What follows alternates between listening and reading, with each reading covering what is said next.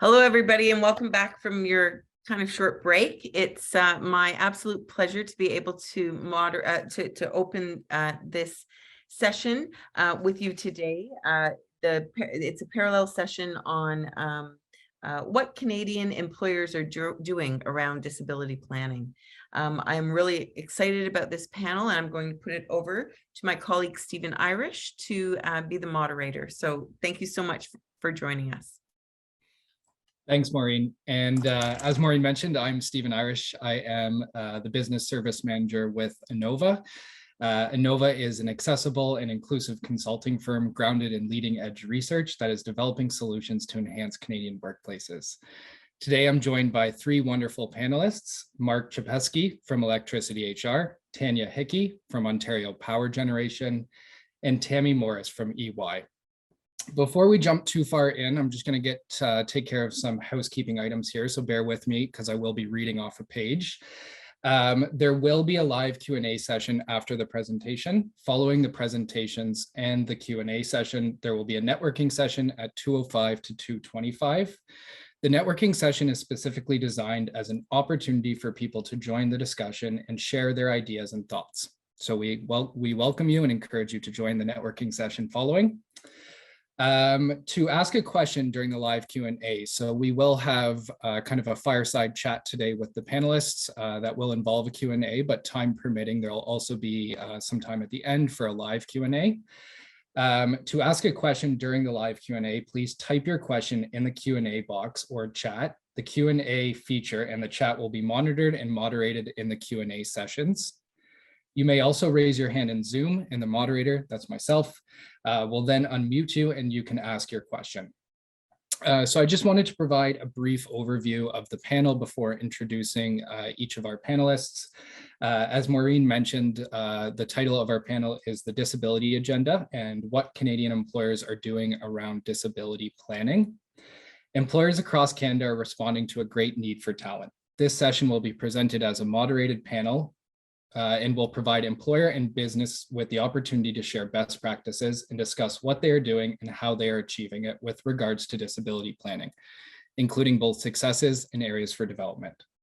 This panel is an opportunity for employers and businesses in Canada to demonstrate emergent, promising practices for accessible and inclusive employment for people with disabilities. Innovative strategies for measuring impact on culture change and steps that have been taken to meet and exceed accessibility planning requirements. Through panel discussions and probing questions, we plan to have employers and businesses reflect on learning lessons along their journey towards disability confidence. And so now that I have gone over the housekeeping items and provided a brief overview, I am going to introduce each of our panelists, starting with Mark Chapeskie from Electricity HR. Mark, over to you. Thanks, Stephen. To begin, my name is Mark Chapeskie. I'm Vice President of Program Development at Electricity Human Resources Canada.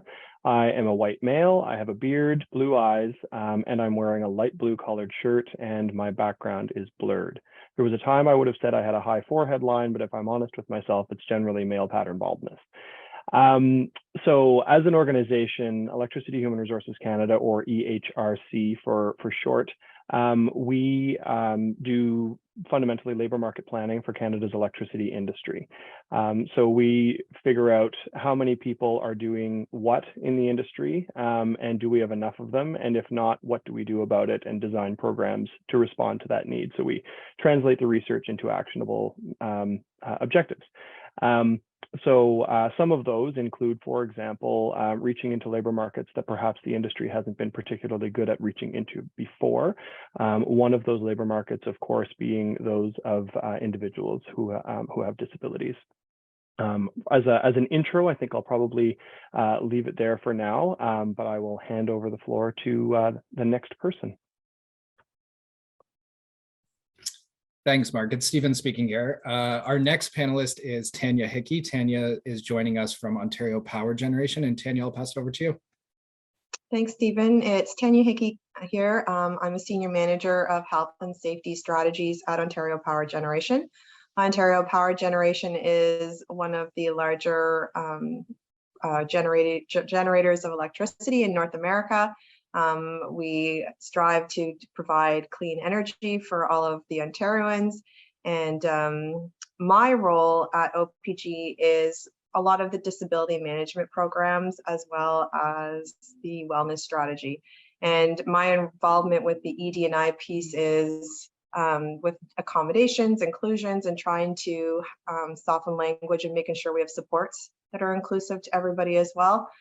So what I'll be speaking to is representative of all of OPG, but also with a little bit more of a spin on what I do specifically as well. So thank you. Awesome. Thank you, Tanya. It's Stephen here again. And I will now introduce Tammy Morris, who is joining us from EY. Tammy, over to you. Thanks, Stephen. Hi, everybody. My name is Tammy Morris. I'm a mid-career white woman with shoulder-length hair, heavy with highlights, wearing a black sweater today. So my role, I am the Neurodiversity Center of Excellence leader for EY Canada, which sits in our consulting service line at EY. Do this a little bit backwards. EY is a professional service firm that does work across tax, auditor, assurance, strategy, and business and technology consulting. It's the most difficult to describe consulting because we literally will do anything for any industry across any sector globally, and help solve any business challenge. And so we oversee a national team of consultants who identify with disabilities and also, work towards moving the needle within the firm, and then also helping our clients who are also expanding their efforts at inclusion through our work. So, EY was founded actually. One of our founders, Arthur Young, was born in Scotland, was deaf and had low vision, and had to form his own accounting firm because he was struggling to work among others. So the spirit of entrepreneurship and disability is always looms large at EY. So that's one of the many things that drew me here. Thank you, Tammy. I had to find the unmute button there.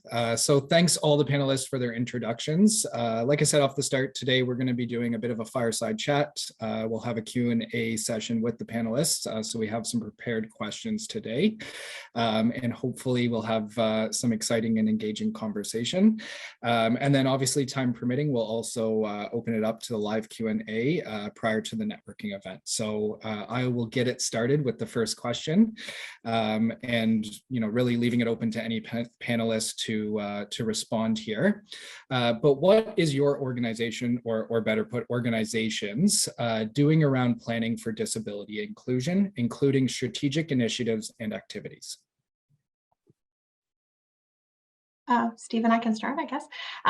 So, EY we take a very much a humans at center approach at work consulting. So of course, our business is literally our people, and are really committed to that. I think non-conforming ideas and asking better questions, and that it means having all of the best talent around the table and from where they come from.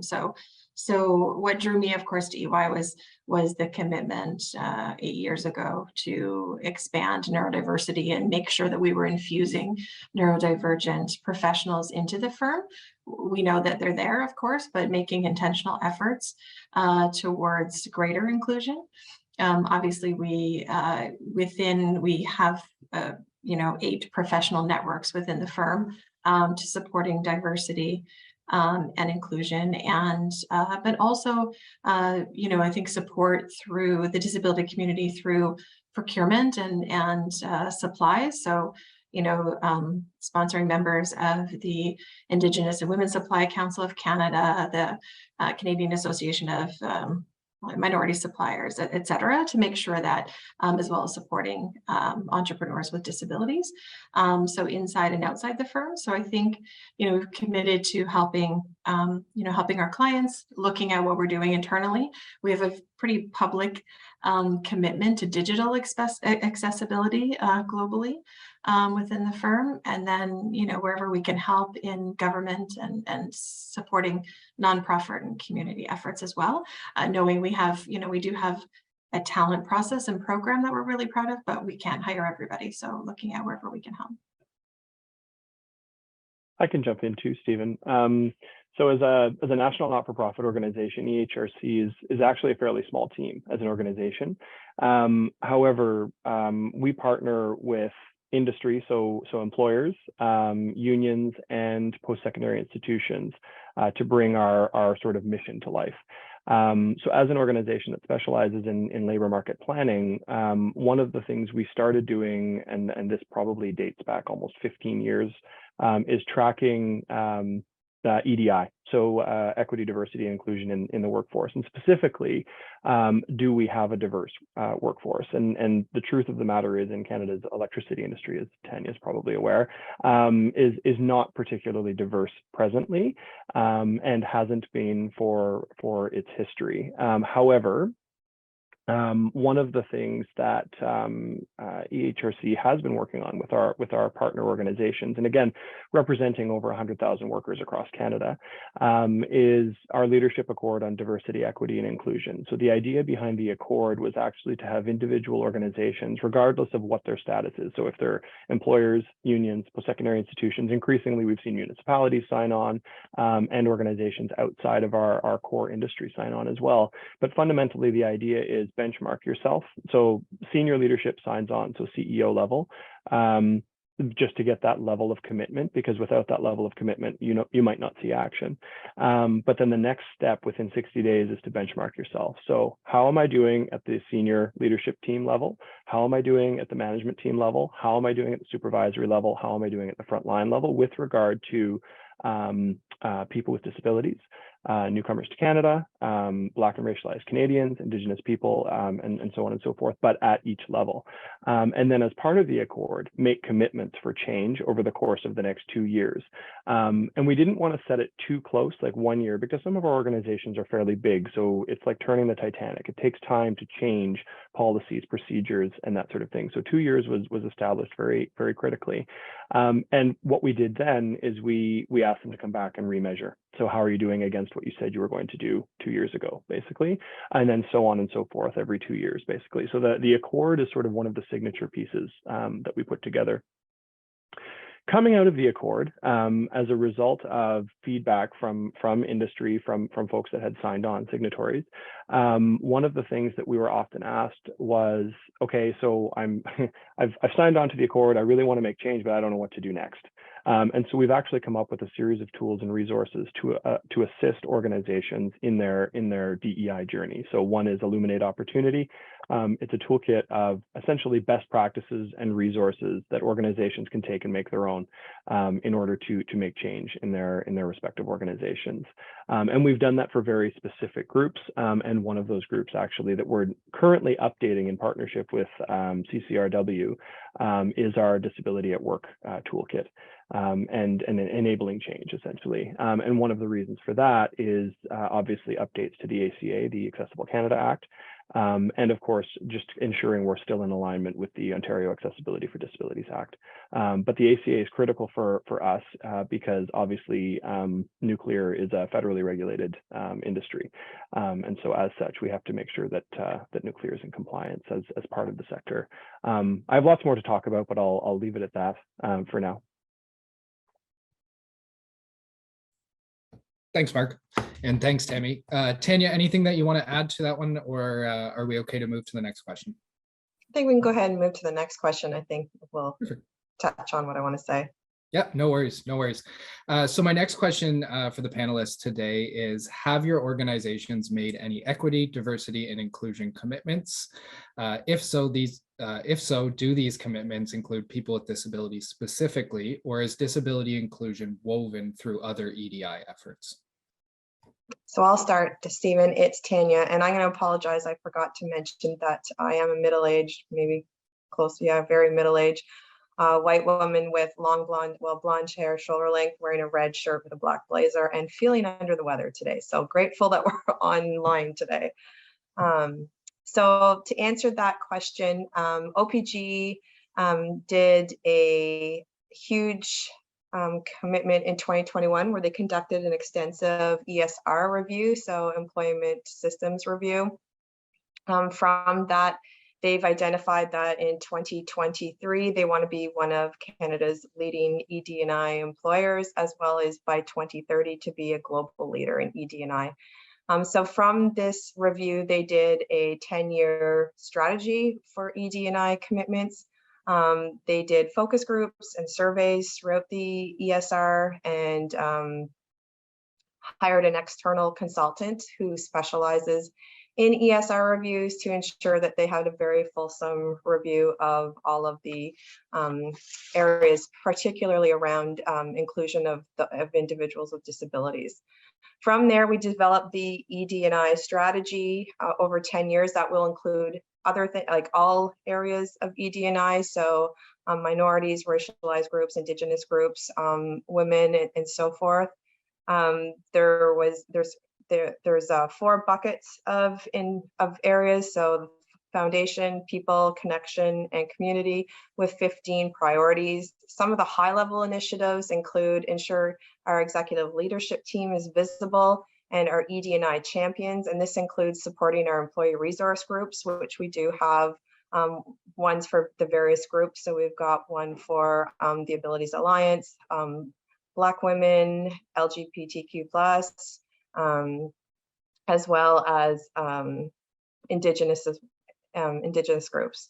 Incorporate reporting into the ESG report, develop ED&I competencies, conduct exit interviews and analyze data that may be identifying equity trends, diversity training programs, ensure diverse representation in leadership roles, revitalize our ED&I intranet site and ensure that it's more accessible to all populations, ensure internal and external communications are accessible to everybody, establish supply chain diversity programs with annual spend targets. So these are similar to some of the things we've heard from both Mark and Tammy.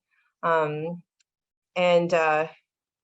the GDEIB guidance document to help identify and move towards best practice in all of these things. So that's what OPG's committed. That's very high level. It's a 94-page it's a 34-page document. So lots of commitments by OPG. And that's the end. Over to you, Stephen. Thanks, Tanya. I've read that document myself, so I am familiar with it. And I'm recognizing that I didn't introduce myself. So I am a white male. I have brown hair and I have a beard. And I'm wearing today a gray sweater with orange stripes, and I have a blurred background. So I'm just before I move on to the next question, though, I want to make sure that Tammy or Mark doesn't want to jump in on that one. I'm happy to reread the question if needed to. I just want to, kudos, right, to both Mark and Tanya, I think, on breaking, right, industries and sectors where there may be challenges, I think. And I think sometimes when you ask the question, I don't know, some people's head go to just direct to like the numbers or sort of numbers committed. And I think what strikes me, right, is there, as you heard Tanya, right, these are sort of robust plans and commitments across a lot of areas. So we find in Canada, we're really proud. EY is a global company. As I mentioned, our numbers in Canada are actually the highest globally, and yet we're the least sort of regulated on mandatory self-IDs compared to some others. But I think that's because our campaign has been, we're proud of our differences and open to sharing. And so the data, we have other countries that are saying, how are you getting, right, this level of sharing? So I think, but that's from all the other layers, right, as Tanya and Mark have mentioned as well, but through accessibility and assistive technology and accommodations, not sort of invisibility, but focusing on ability and having sort of communication that celebrates disability and, networks of champions and ongoing education and learning, internally and externally, I think, as well. The only thing that I might add on that EHRC has done, so the question is sort of, is disability inclusion interwoven within EDI initiatives? And I guess the answer is sort of 2 parts. So the first is, if I was to answer it in quickly, the answer is yes.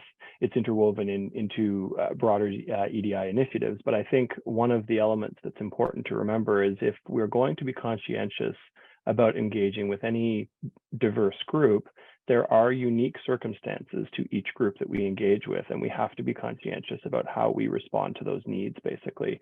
And so as we dig into EDI and we specialize in inclusion of people with disabilities, it's important to recognize that there are unique circumstances that we have to respond to there as organizations. And that's something that EHRC has certainly taken on.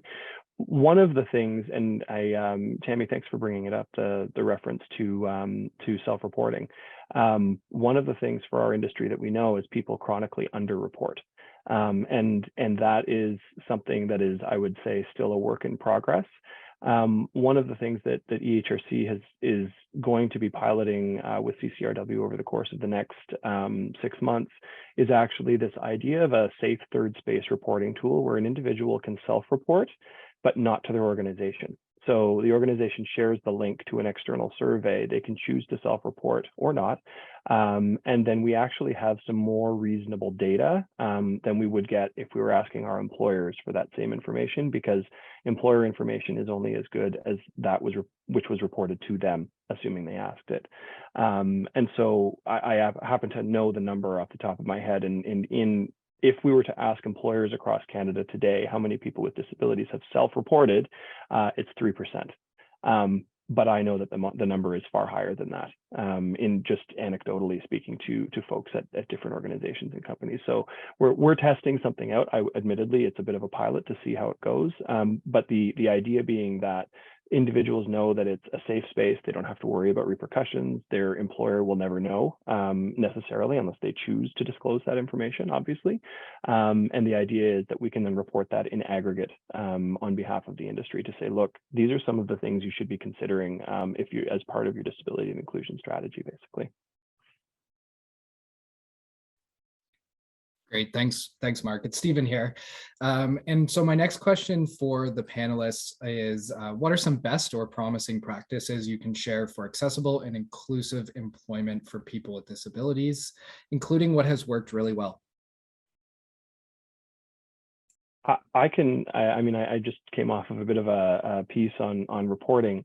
I actually think it's important to know what you don't know in order to start the conversation. So starting with understanding what your numbers look like with regard to disability and inclusion is a big piece of it, obviously, and then building from there. And of course, involving folks who themselves have identified as having disabilities is going to be absolutely critical to design policies, programs, procedures that respond to those needs. And it may mean like a deep look at the whole talent pipeline development process. So it's right from the recruitment stage and even pre-recruitment through to onboarding and then engagement and then offboarding. That whole process needs to have a good look with regard to inclusion of folks with disabilities over the long term, from my perspective anyway. Those are great points. I can jump off of Mark. I think those were great. And I think, Mark, your prior comment too, right, led to sort of the differences between marginalized or minority groups and the intersectionality. So I think that, as you just mentioned, right, looking at deconstructing the hiring process. So, you know, we really look at what we've done for disability, of course, and nature of universal design benefits everybody. So just really simple examples of knowing what to expect and having a very transparent hiring process. These are the steps, these are the questions. We can give them to you in advance.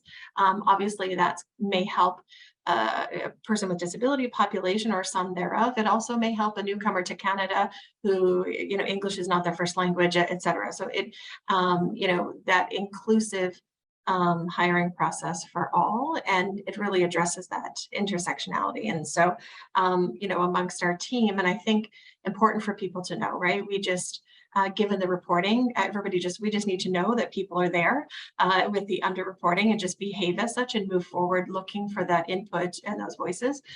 We also need to remember that people are not single layer people, right? And single identifier people. And that's a really common message for us. So within our team, and all of our team members identify with a disability, but 60% are also visible minorities. 35% are newcomers to Canada in the last 5 years. We have a significant 25% are openly LGBTQ+.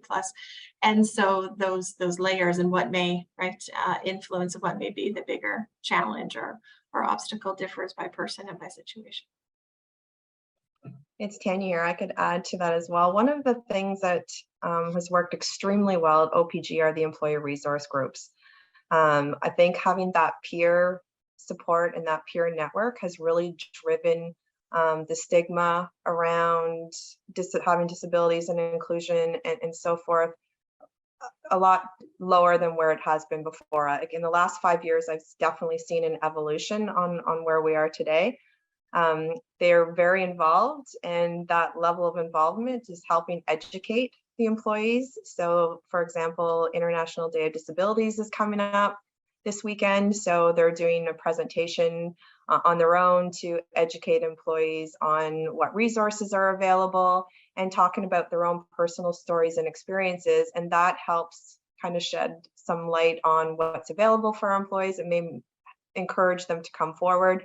And if it doesn't encourage them to come forward to look for accommodations or whatever it may be, at least they know that there's a support network for them to join if they have any questions.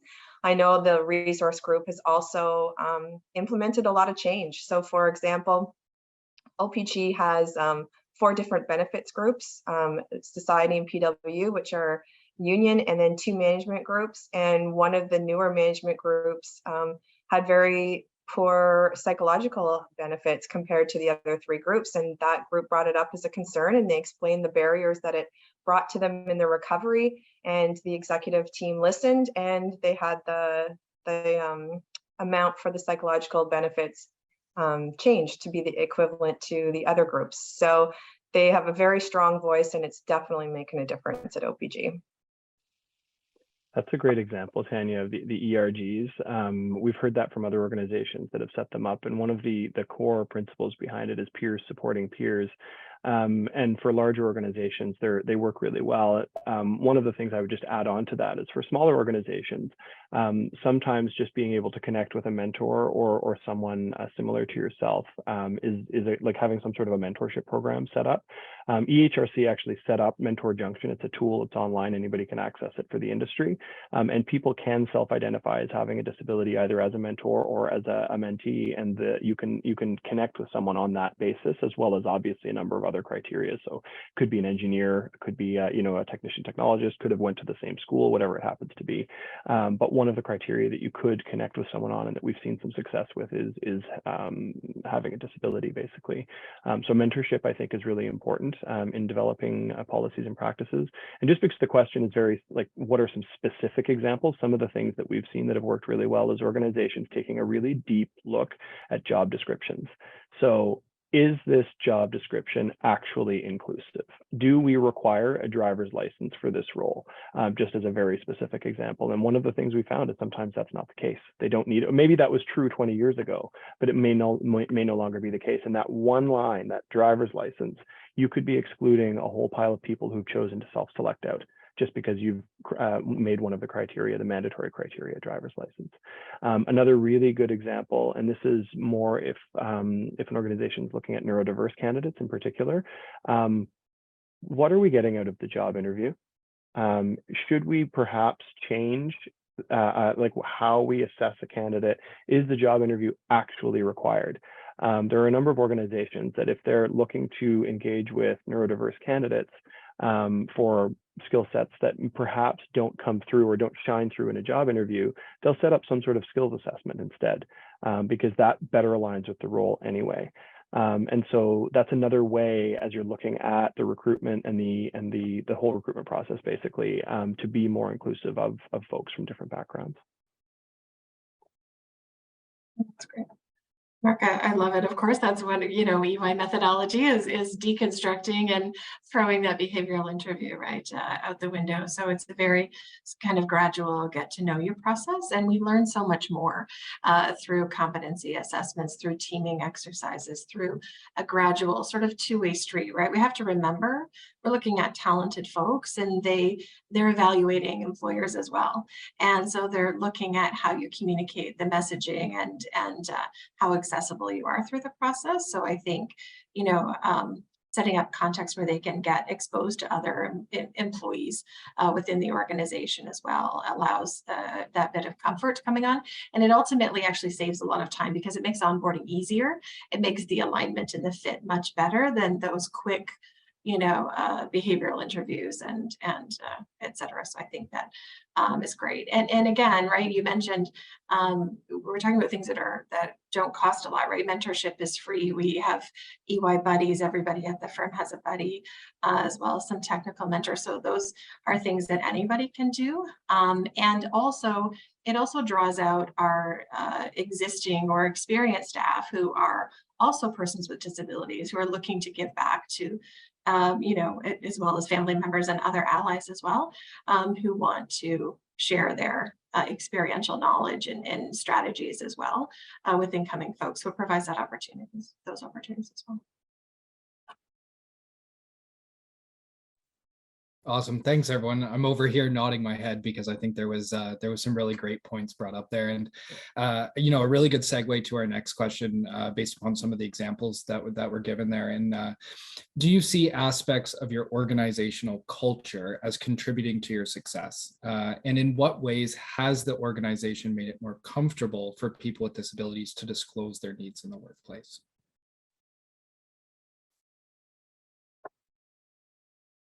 I can start. I guess, I was drawn to EY. I've only been with the firm for about 3 years and really specifically made a transition because of culture and because of this sort of openness and certain aspects that meant a lot to me, having internal assistive technology or a $5,000 mental health benefit for everybody. I mean, there were certain things that really were meaningful, but also I think, I worked in the automotive sector and some others, and there's a lot of ebb and flow. And there was that sort of consistency, I guess, of commitment that I was looking for.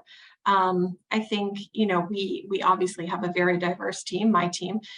So it's the most welcoming atmosphere. If I can figure out how to bottle that up, that will be sort of the solution for me. But, to be able to have a place where you can be openly gay and openly autistic, where you can put in our Teams chat, hey, who else is taking Vyvanse? I have a question. There's just no, that sort of psychological safety is a huge component for us.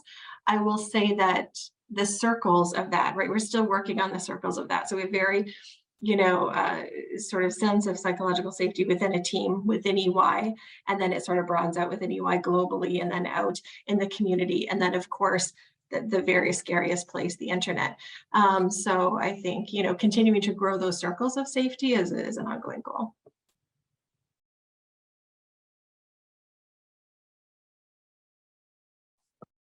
It's Tanya here, sorry, trying to find the mute button.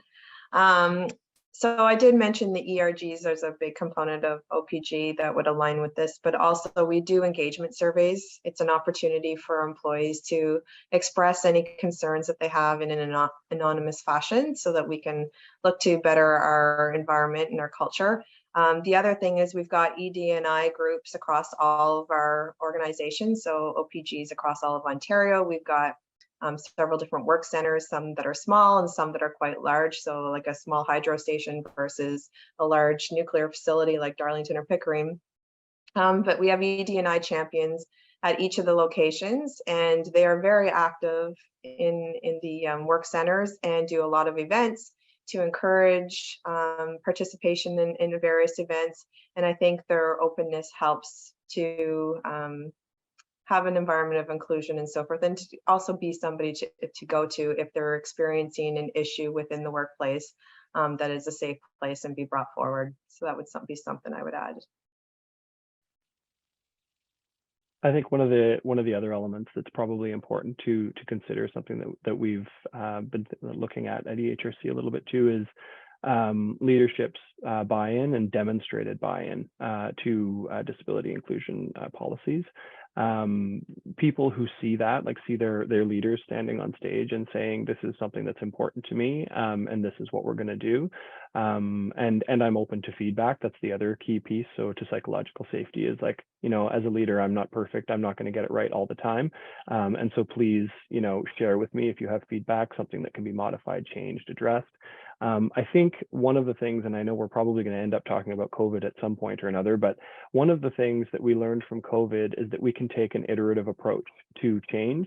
And so you can start with something, but you may have to change it as you go because it's not quite right, and that's okay. And I think it's okay to do that. And I think having leaders that are willing to do that is also important to help create that psychological safety. Thanks, everyone. And Mark, it's Stephen here. You guessed right there, and that the next question I do have for the panelists today is in regards to COVID. So my question is, how has COVID-19 and COVID-19 recovery impacted your strategic initiatives related to disability and accessibility? Have you seen an impact or changes during the past few years for worker accessibility? I think I'm going to start sort of high level in response to this question because there's a lot to unpack here. The first is, heading into the pandemic, we were heading into one of the tightest labor, very few people were talking about this, by the way, but we were heading into one of the tightest labor markets that Canada has ever seen. Then the pandemic hit and a whole lot of people got laid off and a whole lot of hiring plans were shelved. Things were just like, how can we keep things running? How can we make things work with the current sort of workforce without big changes? A lot of people delayed hiring or retirement decisions. There's a whole lot of things that occurred as a result of the pandemic. Immigration numbers plummeted and then they skyrocketed again. So writ large, the labor market fundamentally sort of stalled for a period of time over the pandemic. Then all of a sudden, as reopening started to happen, a lot of people started to retire. That's the single biggest thing that we've seen actually over the last year. Retirements have astronomically skyrocketed because essentially they all got pulled forward, or they were all delayed, and now they're where we are, which is retirements are significantly higher across the Canadian economy than they would have been over the duration of the first 2 years of the pandemic. So that's part one. The reason I bring this up is the second part is we learned a lot of lessons over COVID about what accommodations can and should look like, and what's possible.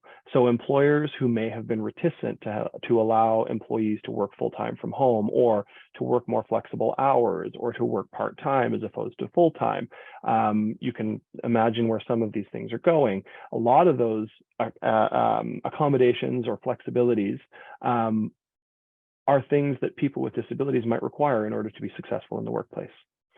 So the two things that I'm seeing is, the first, a lot more employers are being a lot more innovative in how they access talent, fundamentally because the labor market is so incredibly tight. So we kind of got a bit of a buy for 2 years from a labor market tightness perspective over the pandemic, but the chickens have come home to roost.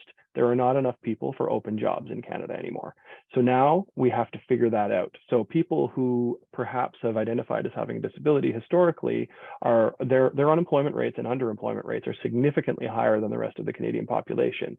That doesn't mean they're not qualified. It doesn't mean they're not educated. It just means they're not employed.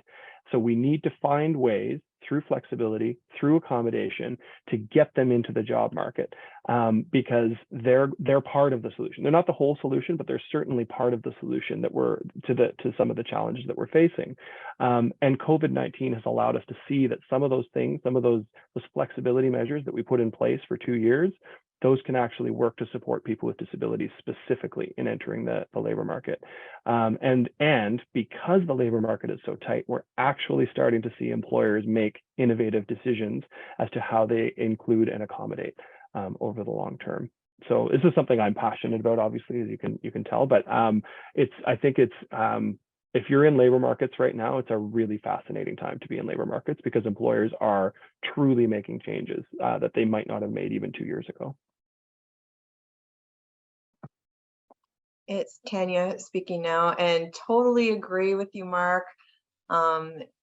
There's been a couple of silver linings from COVID, and one might be the lens that it's put on mental health, and then also the ability to have more flexibility and accommodations for individuals to work from home, which was not possible before COVID. So I totally agree with that. It's definitely made a huge difference, not just from an ED&I, but also how we manage absence management and the flexibility for accommodations and so forth. We're even seeing individuals who may not have identified as requiring accommodations, but still benefiting from it. For example, someone who has social anxiety or ADD, where they were functioning just fine in the work environment, but with a hybrid model, is realizing that those recharge days at home has had a significant impact on their overall mental health, and their overall wellness has improved. The downside I have discovered from the hybrid model and the ability to offer flexible work hours is it doesn't always mean equity. So at OPG specifically, not everyone has the opportunity to work from home. So you still have individuals who are on the tools who cannot work from home for obvious reasons. And that has created some angst and some barriers between the different populations. So we have to be sensitive to that as well, is that although there has been some benefits, it's created a wedge in between some groups as well. I'm glad you raised that, Tanya, because that's something that we're actively working with a number of employers on, because I think we're all sort of figuring this out as we go. But that equity piece, the ensuring that the folks that are in the field or on the tools, as you indicated, understand the direction that the organization is taking and the why behind it, I think is fundamentally crucial to success at the end of the day. And I can't say that I own this phrase, but I heard at a conference a little while ago, and it sort of stuck with me, that change moves at the pace of trust. So we have to build trust with our existing workforce in order to make the change that we're looking at. So don't quote me on that. I just say Mark heard it from another conference, but I thought that was really poignant thought that was shared at the time. Yeah, it's a good point. I think we often hear about, right, there are clearly jobs that required on-site, clearly jobs that are remote and can be indefinitely. I think there's a lot of us in the middle where there are some site requirements and or in your recruiting and talent efforts, a mix. So you may have, a preponderance of people who want to work remotely or those willing to go, or doing jobs on site. And I think being able to say and really analyze and look at what you're looking for, for us, we do have hybrid flexibility, and we have all different types of those who prefer that routine of obviously on site, and those who only come in when absolutely necessary. I think what we did find is that through the post-COVID transition, come back just because we're open, come back just because we're having a pizza party. I think people really want meaningful experiences. If they're going to travel to work, they want to not just go and sit in front of a screen all day, right? So making sure those are meaningful conversations with mentors and counselors and meetings that add value to that work. And I think we have to be intentional about that as well, so that it does make sense for people. And also, it's part of the process now. We're all about setting people up for success. And that also means taking into consideration what that is, right, within their life and their comfort as well. Stephen here. Thanks, everyone. So I'm just taking a look at the time here, and while I do have one more prepared question, I want to make sure that we give some time to the live Q&A. So I do have two questions here that I will read out to the panelists, and then anyone can jump in to answer these. So the first one is from Donna Mullings, and I hope I'm pronouncing that correctly. And the question is, thank you for presenting today and for informing us about strategies used to be more inclusive. The interview process can be a challenge for all of us and is often a barrier for employment with people with disabilities. What changes have you made to the interview process to move away from the status quo practice, and can you provide an example?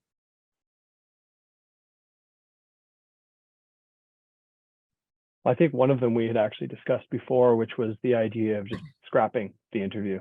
I know that's a little bit more progressive perhaps than some organizations are prepared for, but one of the things that EHRC has been working on over the course of the past 3 years is competencies to work in roles in the electricity industry. So what is actually required for all of these different roles that we have? And what exactly are we assessing in the interview? And Tammy mentioned it earlier, this idea of a behavior-based interview may not be appropriate for some roles.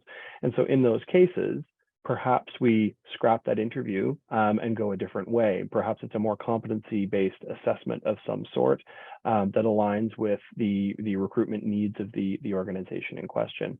And I think that the candidates that would likely most benefit from this would probably be the neurodiverse candidates. But I think there are a number of candidates who are just like, they just interview terribly, and they're losing out on job opportunities because that's just not a strength for them. And like, how many times have you, I know that I've interviewed candidates before where I'm like, wow, that was a really terrible interview, but like, I know this person can do this job. Like I'm sure they can do it. It's just, it was a really bad interview. And sure enough, those are sometimes some of your best hires for the role, if that's the nature of the role that you're looking to hire for. Yeah, you almost become desensitized to how sort of useless they are, right? I feel like I'm desensitized when somebody tells me they've had 175 interviews and haven't had a job. And inside I think, oh, well, the highest I've heard is 2,000. Like, you know, it's not a normal reaction, but I think it's just the value of that. And I think, you know, we always have to look at, are we doing things because it's just a tradition, is the way it was always done, and we haven't examined that? You know, is it just our preference? Those are the things that aren't necessarily the requirements of the job, but the things that we are curious about and want to know if that person is similar to us in some way. And so what is really the value of that? And I think even for those organizations where there may be, you know, resistance, because certainly we face that, some organizations aren't prepared to make that progressive of a change, but there still can be best practices within, right? So transparency, letting people know the steps, helping them to prepare to alleviate some anxiety and prepare for that. It's not, you know, even giving questions in advance, which we do. It doesn't. You still have to be able to deliver and have a conversation. So I think there are lots of things that could be done within making sure that we remove questions that require you to, you know, see things from somebody else's perspective, or where you may not have had opportunities, recognizing that people with disabilities may not always have the same opportunities to have, you know, certain examples and perspectives as well.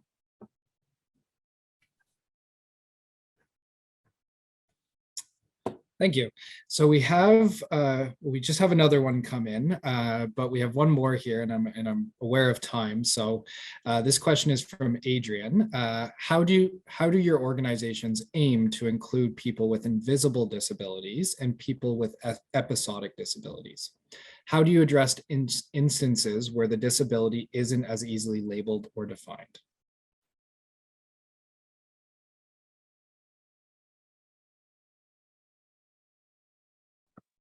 So it's Tanya here. I think invisible disabilities really is treated no differently than a physical disability or a cognitive disability. It all depends. If the person reports it and requires an accommodation, then we go down that route. If they're not willing to share it, then I'm hoping that whatever the barrier is that they're not comfortable to share can be alleviated. And that's where I'm hoping support groups like the Employee Resource Group helps, ED&I champions, that they can go to a peer and look for opportunities.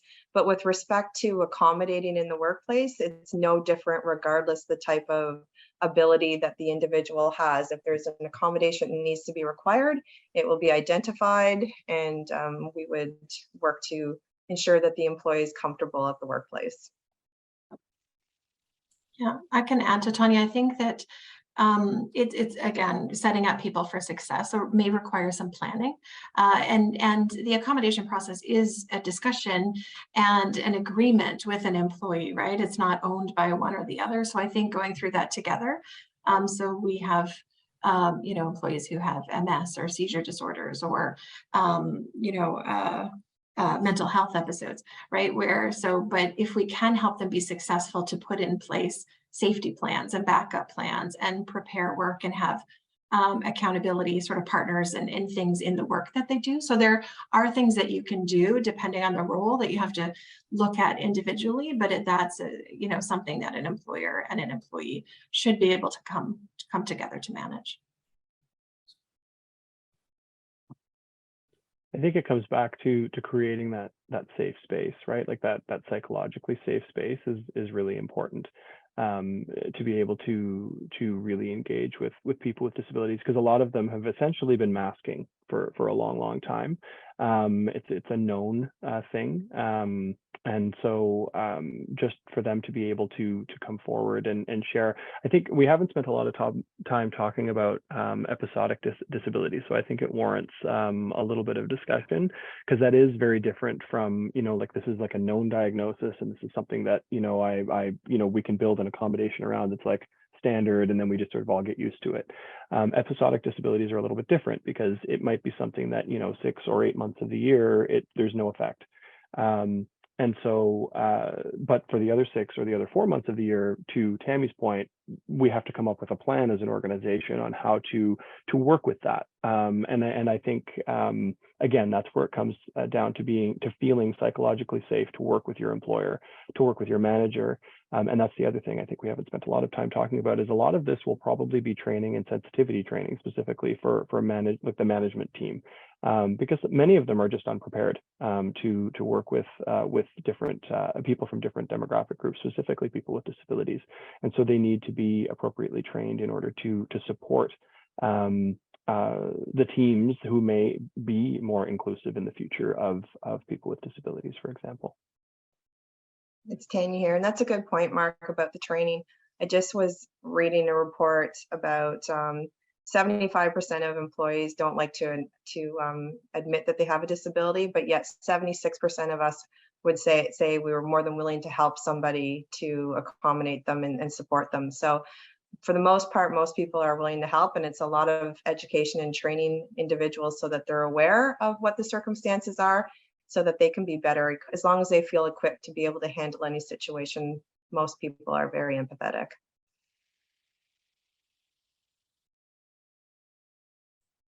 Thanks, everyone. It's Stephen here. And again, I'm cognizant about time. So I'm going to take the time to thank everyone that's in attendance today for joining our panel. I believe it was placed in the chat, but from 2:05 to 2:25, we will have a 20-minute networking session. So we encourage those of you that want to attend to ask questions to please do so. I believe that you will just stay in this session and you will be automatically transferred into the networking session. I'm not sure if all of our panelists will be there, but I will certainly be there as well. And so thank you everybody once again for joining today. We do have 2 minutes before we wrap up, so maybe I can read one more of these questions from the chat, and then maybe one of our panelists can answer it as we conclude. So I have a question here from Pam. The question is, I agree that traditional job interviews are not the best way to assess fit for the role, but what about determining the candidate's soft skills, or their fit for the team? How does this get assessed?